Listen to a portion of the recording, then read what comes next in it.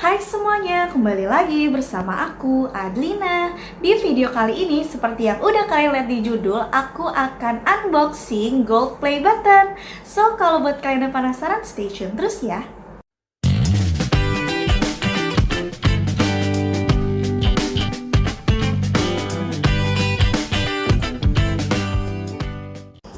Alhamdulillahirrahmanirrahim, channel aku kan pada tanggal 1 Desember 2021 itu mencapai 1 juta subscribers. Nah, sebagai hadiahnya gitu kan, sebagai awardnya dari YouTube, aku tuh berhasil bisa mendapatkan Creator Award, yaitu Gold Play Button. Akhirnya aku mengajukanlah untuk request gitu kan Gold Play Buttonnya, pengirimannya ke rumah aku. Dan itu prosesnya kurang lebih sampai ke rumah aku itu 1 bulan, karena aku kan request bulan Desember, terus baru sampai itu tanggal 5 Januari 2022. Kalian bisa lihat tutorialnya di video yang ini kalau misalkan kalian pengen tahu gimana caranya request Creator Award baik Silver Play Button maupun juga Gold Play Button. Nah, sekarang di tangan aku udah pegang ini, gede banget. Ini belum aku buka karena sengaja aku pengen unboxing bareng kalian, pengen lihat gitu kan kayak gimana Gold Play Button, terus ada nama akunya nih. So, tanpa berlama-lama lagi langsung aja lanjut ke unboxing. Bismillahirrohmanirrohim. Wow, ini gede banget sih asli, dan super berat. Ini lebih berat daripada yang sebelumnya yang aku dapat, yaitu Silver Play Button yang di belakang ini nih yang aku pajang. Yang pertama ini ada kayak busa gitu ya, busa pelindungnya. Terus ada aduh aku deg-degan. Ada surat dari YouTube ya, seperti biasa ya, kayak ucapan selamat gitu dari CEO YouTube-nya. Aduh ya ampun, alhamdulillah tuh. Ini masih diplastikin ya guys. Tuh, ini Gold Play Button, terus ada tulisannya juga. Presented to Hairunisa Adlina for passing 1 juta subscribers. Dan ini kita langsung aja angkat dari box, plus juga plastiknya. Wow. Alhamdulillah. Iya guys, Gold Play Buttonnya hasil dari YouTube, modal handphone. Alhamdulillahirobbilalamin. Bagus banget. Aku jadi deg-degan. Bagus banget tuh, ya ampun, ada nama aku di sini. Bener-bener gak nyangka banget, kayak nge-YouTube yang awalnya cuma iseng-iseng doang gitu kan, bisa akhirnya mencapai 1 juta subscribers, dan bisa ngedapetin Gold Play Button ini. Ini tuh bakal jadi kayak apa ya, saksi perjalanan aku nge-YouTube ya. Dan ini juga bisa menjadi kayak pembuktian kalau kita tuh bisa, kalau misalkan kita berusaha konsisten dan emang berniat gitu kan pengen sukses di YouTube. Aku juga mau ngucapin terima kasih banyak buat teman-teman yang udah nge-subscribe channel aku, channel Hairunisa Adlina, sehingga bisa sampai di titik ini, bisa capai 1 juta subscribers. Aku ucapin terima kasih banyak. Oke, sekarang Gold Play Buttonnya aku taruh dulu, lanjut ke sesi selanjutnya. Jadi aku tuh udah sempet open question gitu, ambil unboxing. Nantinya aku bakal ngejawabin pertanyaan kalian yang kalian kepo banget gitu terkait dengan perjalanan YouTube aku. Dan pertanyaan yang paling banyak ditanyain adalah gimana sih ceritanya awal nge-YouTube gitu kan, bisa sampai di titik ini, apalagi bisa terus konsisten menggunakan handphone gitu ada untuk nge-YouTube. Sempet booming kan mainan anak kecil, yaitu slime, kayak cara bikinnya tuh gimana. Nah itu tuh lagi zaman usianya adik aku. Nah dia tuh sering banget tuh bikin slime, terus akhirnya aku kepo gitu kan, gimana sih caranya bikin slime. Ya udah, kita iseng-iseng ngerekam gitu kan, tutorial cara bikin slime yang mudah, cuma modalnya dikit segala macam. Terus aku upload tuh ke YouTube gitu kan, dan view-nya juga ya udah dikit gitu, kagak ada yang nonton. Bahkan yang nonton aku doang, yang nonton pakai HP adik aku, pakai HP saudara kayak gitu. Terus juga pada saat aku upload video yang slime itu, ternyata itu kena copyright karena aku pakai lagu yang itu tuh ternyata kan nggak boleh gitu ya. Akhirnya ya udah dihapuslah lagu itu biar si videonya tetap bisa tayang kayak gitu. Sampai akhirnya dulu tuh juga sempet kayak booming kan tentang kayak beauty produk kayak gitu, review produk tentang kecantikan, tutorial kecantikan, make up, terus juga tutorial hijab. Pada zamannya kan banyak banget ya tutorial hijab. Nah itu aku coba-coba aja, kayak sekedar cuma ikutin tren. Jadi kayak nggak sepenuhnya dari hati aku gitu.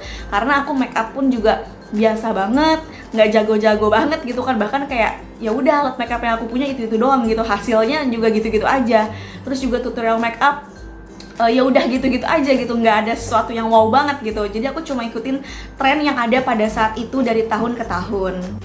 Sampai pada akhirnya aku kayak cerita gitu kan, sharing udah cukup banyak lah video-video yang udah aku upload gitu. Terus aku iseng-iseng aja kayak cara jadi YouTuber modal handphone, karena itu yang aku lakuin gitu kan pada saat itu. Nyata dari video aku cerita jadi cara jadi YouTuber pemula itu view-nya mulai banyak gitu kan. Dari video itu mulai nge-boom gitu. Ternyata wah banyak banget nih teman-teman yang mau jadi YouTuber tapi masih mikirin kayak modalnya harus mahal, harus punya peralatan yang bagus, punya kamera yang bagus gitu kan segala macam.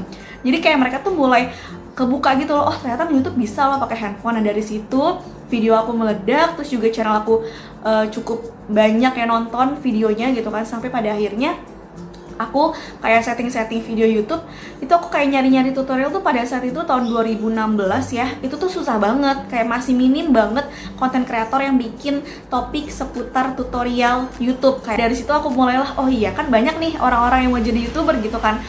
Sementara informasi terkait dengan setting-setting itu masih minim banget. Ya udah, kalau misalkan aku lagi pengen ngelakuin buat thumbnail atau pengen atur layar akhir, pengen bikin iklan segala macam, itu aku screen recorder dan itu aku jadikan konten. Dan ternyata bener banget ya, terkait dengan konten tutorial YouTube tahun 2016 itu banyak banget yang nyari. Dan alhamdulillah sejak saat itu kayak channel aku mulai berkembang. Dulu itu aku nggak kepikiran sama sekali, bahkan aku nggak tahu sama sekali kalau YouTube tuh bisa menghasilkan uang. Jadi aku upload aja sesuka hati aku gitu kan. Dan aku tahu YouTube itu bisa menghasilkan uang, jadi aku anggap sebagai bonus. Dan itu menurut aku lebih enak, jadi aku nggak yang terlalu terpaku sama uangnya gitu. Karena kalau misalkan dari awal target kita, pikiran kita kayak, wah gue pengen nge-YouTube nih biar dapat duit yang banyak gitu kan. Misalkan di tengah jalan nggak sesuai dengan ekspektasi kalian, itu yang ada malah down, malah males untuk bikin konten, malah nggak lanjutin nge-YouTube-nya kayak gitu. Kalian kalau misalkan pengen jadi YouTuber, pengen jadi content creator yang banyak subscriber, yang banyak viewernya, coba deh untuk konsisten bikin video gitu, untuk uploadnya tuh konsisten. Dulu aku mulai kayak misalkan dari sebulan sekali, terus dinaikin nih jadi 2 minggu sekali, terus dinaikin lagi jadi seminggu sekali, terus dinaikin lagi jadi seminggu 3 kali. Jadi kuncinya itu bukan gak harus yang namanya setiap hari kalian upload video gitu kan, tapi yang penting adalah konsisten. Kalau misalkan kalian seminggu sekali tapi konsisten, itu nggak apa-apa banget, malah bagus gitu kan. Terus juga nggak usah mikirin kayak peralatan YouTube tuh harus punya HP yang bagus, punya kamera yang bagus segala macam. Dulu itu aku nge-YouTube cuma pakai HP aku Samsung. Terus juga aku belum punya ring light kayak sekarang ini, aku cuma pakai mengandalkan cahaya matahari. Aku taruh handphone aku di depan jendela, disenderin di jendela. Terus aku ngerekam juga nggak pakai mic, jadi emang beneran aku ngomongnya tuh kayak agak teriak-teriak gitu ya, biar suaranya tuh kedengeran. Apalagi dulu di rumah orang tua aku itu kan rumahnya di pinggir jalan raya gitu kan, banyak banget kendaraan yang lewat. Jadi aku sebisa mungkin harus mengeraskan suara aku biar kedengeran. Jadi benar-benar dulu tuh modalnya cuma HP doang, sama aku ngerekamnya tuh pagi hari supaya dapetin si cahaya matahari itu. Jadi buat teman-teman gak usah mikirin kayak punya peralatannya dulu, kumpulin dulu apa segala macam baru mulai konten, kelamaan. Mendingan mulai aja dulu. Tips juga dari aku adalah buat teman-teman yang baru nge-YouTube gitu kan, yang masih baru banget berjuang, yang masih jadi YouTuber pemula, gak usah berpaku sama viewers atau penonton dari videonya. Misalkan nih kalian upload video gitu kan, terus kayak nontonnya tuh dikit gitu kan, udah tenang aja, nggak usah fokus ke sana. Kalian fokus aja untuk konsisten terus upload video, biar video kalian itu menyebar semakin luas gitu kan, channel kalian itu menyebar semakin luas. Karena kalau misalnya kalian berpatokan yang cuma viewers, itu bikin kalian tuh jadi males konten gitu kan. Percayalah, bakal ada suatu hari video kalian entah yang mana itu bakal nge-boom, bakal booming, yang bisa bawa channel kalian sukses gitu kan, bisa bawa channel kalian tuh berkembang. Ada pertanyaan dari Hartini_Zia, selain uang, apa sih yang buat kamu tetap semangat dalam ber-YouTube? Aku pengen nge-share hal-hal yang bermanfaat untuk banyak orang. Kalau misalnya aku punya ilmu, aku punya suatu hal yang aku kuasai, kalau misalnya aku bisa berbagi, kenapa enggak gitu. Aku pengen nggak cuma sukses sendirian, tapi bisa sukses bareng-bareng, bisa ngeliat teman-teman yang lolos monetisasi, itu ada kesenangan tersendiri gitu loh buat aku. Kalau misalkan aku pelit gitu, nggak mau bagi ilmu, ya udah aku simpan itu semua sendiri. Tapi buat apa gitu kan? Mendingan di-share hal-hal yang bermanfaat, terus juga bisa ngajak orang buat berkarya di YouTube, bisa menghasilkan juga di YouTube.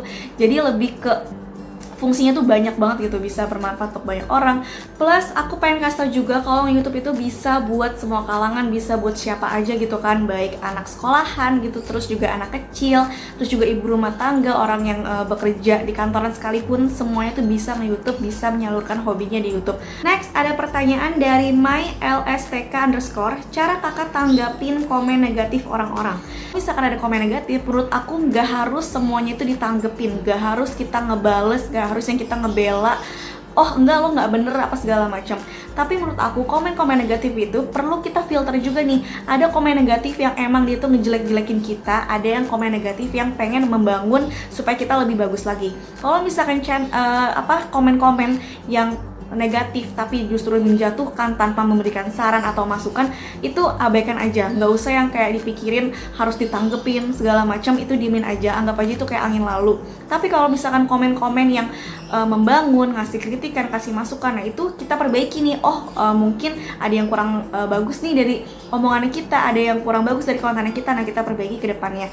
Itu yang justru bisa jadi motivasi. Tapi kalau misalkan komen-komen negatif itu inget ya, nggak perlu semua ditanggepin, karena kita mau sebaik apapun sama orang pasti ada aja yang gak suka gitu kan, dan kita juga nggak harus menyenangkan semua orang. Next, ada pertanyaan dari Hidayah_Rizky, tips biar kita selalu semangat bikin konten kak.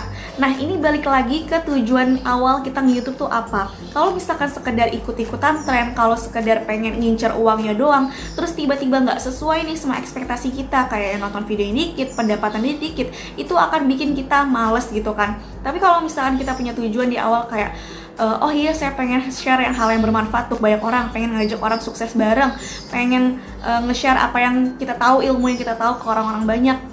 Terus juga misalkan pengen ngebahagiain orang tua, pengen punya tabungan yang banyak segala macam. Kalau kita fokus sama tujuan kita itu, aku rasa nggak ada alasan sih kalau misalnya kita jadi males konten. Yang ada kita terus untuk konsisten bikin video. Nah tipsnya gimana supaya bikin semangat, itu tadi yang pertama, kalian harus balik lagi ke tujuan awal kalian tuh apa, supaya kalian ada motivasi.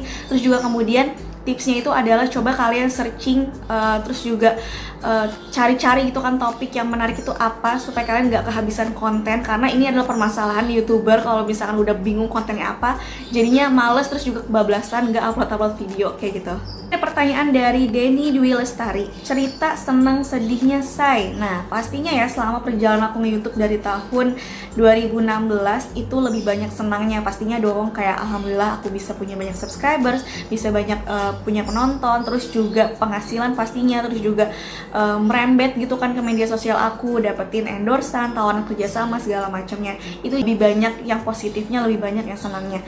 Yang sedihnya adalah kalau misalkan suka ngedapetin kayak komen-komen yang gak sesuai sama isi video, terus juga komen yang menjatuhkan tanpa memberikan masukan atau saran. Terus juga yang paling berasa banget itu mungkin kalau kalian ngeh ya video aku tahun lalu, yaitu sekitar bulan Mei atau bulan Juni 2021, aku ngupload video yang memang aku ngejelasin hal yang benar terkait dengan peraturan YouTube, yang nggak boleh saling gotong royong lah, nggak boleh yang saling nonton segala macamnya. Tapi justru kayak dapet komentar banyak banget yang negatif, kayak ngerasa aku nge-share hal-hal yang apa sih nggak perlu dibahas apa segala macam. Tapi kan aku mencoba untuk menjelaskan dari segi benarnya gitu kan, dari versi YouTube-nya itu nggak boleh dan itu adalah pelanggaran kayak gitu. Dan itu banyak banget komentar negatif, banyak banget yang ngatain aku, banyak banget yang sumpah-sumpahin aku, bahkan sampai kayak berusaha untuk menjatuhkan channel aku dengan cara-caranya mereka, biar channel aku dismonet lah, biar channel aku kebanet segala macam. Tapi alhamdulillah karena emang aku tidak pernah melakukan itu, aku difitnah kemarin kan, aku tidak pernah melakukan itu. Alhamdulillah channel aku masih aman sampai sekarang, dan sudah tidak ada lagi komen-komen seperti itu, karena mereka cuma datang pada saat terprovokasi aja. Karena aku percaya masih banyak orang-orang yang bela aku, bener-bener banyak banget yang ngebelain aku, masih banyak juga yang support aku. Lanjut dari bro_Marco, cara agar ngomong depan kamera nggak grogi. Ini aku udah pernah buat sih videonya, kayak tips gitu kan supaya bisa percaya diri ngomong depan kamera, depan handphone. Jadi intinya tuh gini aja, kita anggap aja handphone itu kan benda mati ya, yang nggak bakal bisa ngerespon, yang nggak bakal bisa ngejawab kalau kita salah ngomong lah, kalau kita grogi segala macam. Anggap aja itu tuh kayak ya udah cermin. Dan terus kita sering-sering latihan, karena kita bisa, karena terbiasa. Dulu pun aku awal nge-YouTube itu ngomongnya kayak masih terbata-bata, masih kayak pelan-pelan banget, hati-hati banget ngomongnya gitu kan. Jadi tips dari aku adalah latihan. pertama latihan di cermin, kalian coba ngomong kayak, "Hai guys, kali ini aku pengen bikin apa segala macam." Jadi kalian latihan aja ngomong gitu kan di cermin lah, atau mungkin kayak di handphone kalian meskipun nggak direkam.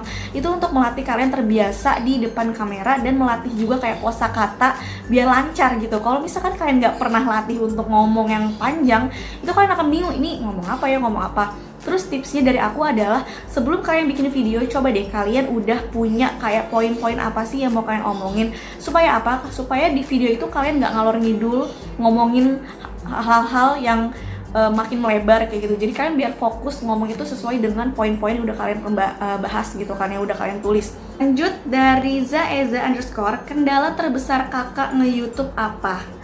Sebenarnya untuk kayak kendala yang susah atau yang jelimet segala macam itu menurut aku nggak ada ya, karena apalagi untuk aku yang kontennya tutorial YouTube, kayak lebih ngecari-cari ide konten terus juga bikin videonya di rumah udah gitu kan, nggak terlalu banyak kendala. Cuma hambatan yang besarnya itu adalah pada saat mau mulai nge-record atau take video, itu adalah melawan rasa malas diri sendiri. Itu menurut aku kayak susah banget ya, kayak yang kita lebih milih, aduh lebih enak nih kayaknya scroll medsos gitu kan, lihat-lihat berita-berita update apa segala macam. Itu sih menurut aku kendalanya, kayak ngelawan rasa males ya ada diri kita sendiri. Dan gimana cara untuk melawannya? Ya kita cuma bisa ngelawan sama diri kita sendiri gitu kan. Lawanlah rasa males itu dan balik lagi ke tujuan kita nge-YouTube tuh mau apa. Apa yang Kak Adrina lakukan ketika kehabisan ide konten? Nah ini tips juga nih buat teman-teman mungkin yang sering aduh bingung nih bikin konten apa gitu kan. Tips dari aku adalah aku open question di tab komunitas dan juga di Instagram story aku.